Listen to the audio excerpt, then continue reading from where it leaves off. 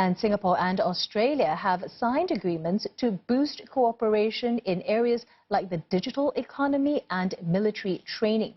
Well, Prime Ministers Lee Hsien Loong and Scott Morrison have met via video and have also exchanged views on regional and international developments, including the coronavirus pandemic. Jeremy Koh has more. Safe distancing at the highest level, over 6,000 kilometers apart.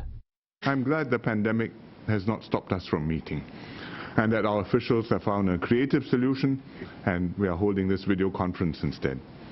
It shows that in this digital age, government-to-government business can continue, despite the adverse circumstances. They were due to meet in Canberra for the 5th Singapore-Australia leaders meeting, but COVID-19 travel restrictions intervened.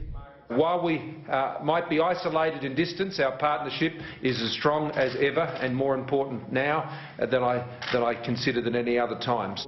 Both leaders agreed to continue sharing best practices to tackle it and on the importance of keeping markets open and supply chains functioning to support the delivery of supplies essential for dealing with it.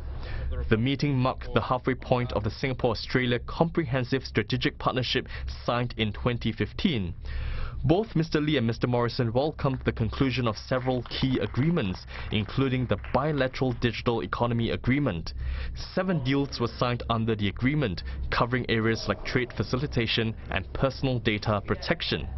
Trans-border data flows also means good news for companies like computer software company Adobe.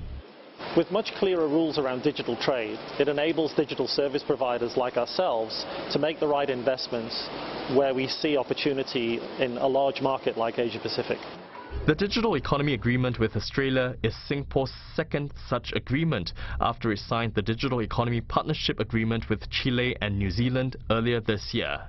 The two Prime Ministers also witnessed the signing of a treaty on military training and training area development in Australia, marking a significant milestone in bilateral defence relations. The treaty is an upgrade of a bilateral Memorandum of Understanding signed in 2016 under the Singapore-Australia Comprehensive Strategic Partnership.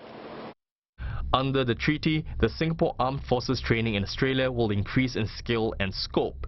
In the state of Queensland, the existing training area in Shoalwater Bay will be expanded by 2024, while a new area in Greenville will be ready 4 years later.